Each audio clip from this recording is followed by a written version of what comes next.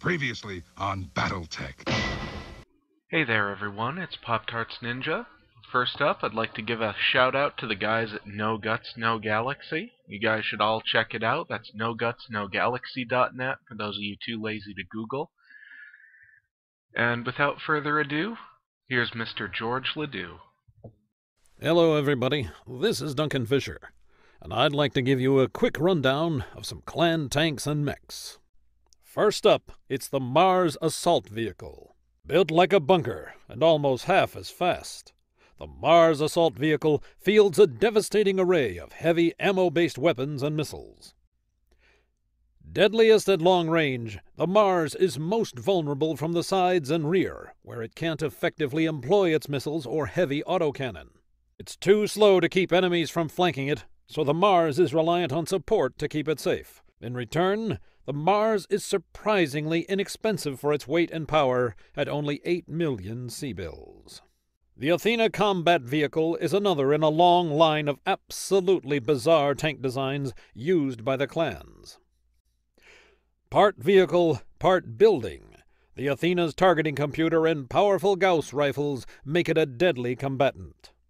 The Athena also suffers a potentially crippling design flaw. Since only a tiny fraction of its armament is mounted in the turret, the Athena is nearly helpless against targets not in its front arc. And while it's significantly faster than the stock Mars, the Athena is still extremely slow and easily flanked.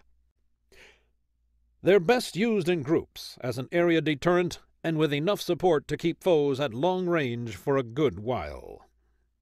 Next up, the Hephaestus Scout Tank is fairly unique. It's an Omni vehicle, which means it can be quickly outfitted with a new armament on the fly. It's also the third in a long list of clan tanks whose name tells you exactly what their combat role is, and at 30 tons, the Hephaestus is actually quite heavy and slow for a scout.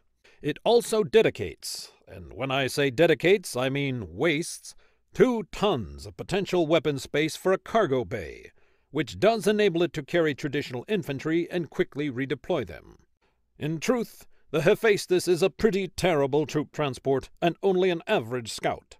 But the Hephaestus is incredibly dangerous to inner sphere scouts of all types, and is especially dangerous to elementals, or when spotting for the nigh unpronounceable Huitzilopochtli assault tank, also known, for obvious reasons, as the Aztec assault tank.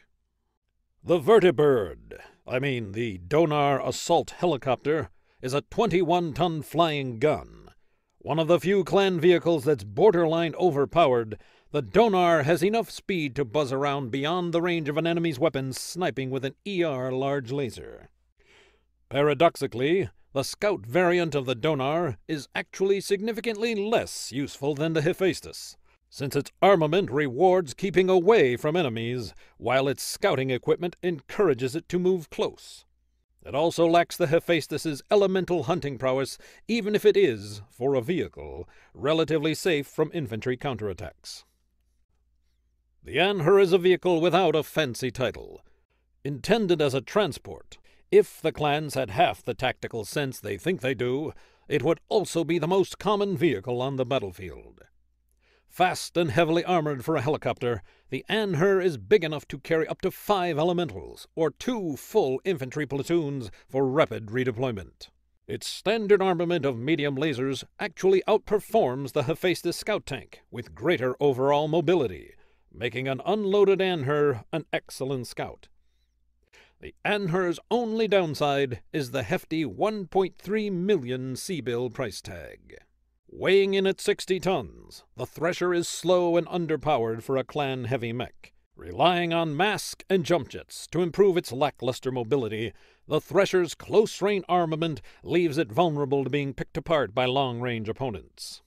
Clocking in at a staggering 12.8 million C-bills, the Thresher's only real value to the clans is as a source of spare parts for its descendants, the Summoner and Hellbringer Omnimechs.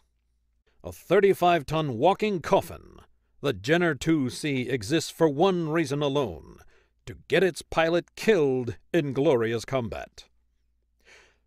Mounting nearly as much armor as a Locust and a hilariously optimistic amount of ammunition for its short-range missiles, The Jenner 2C is vulnerable to anything more powerful than a Super Soaker, and is entirely reliant on speed to keep it safe.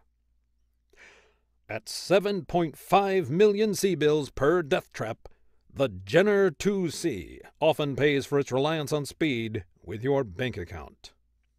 Dedicated duelists, the Incubus is an extremely dangerous 30-ton mech.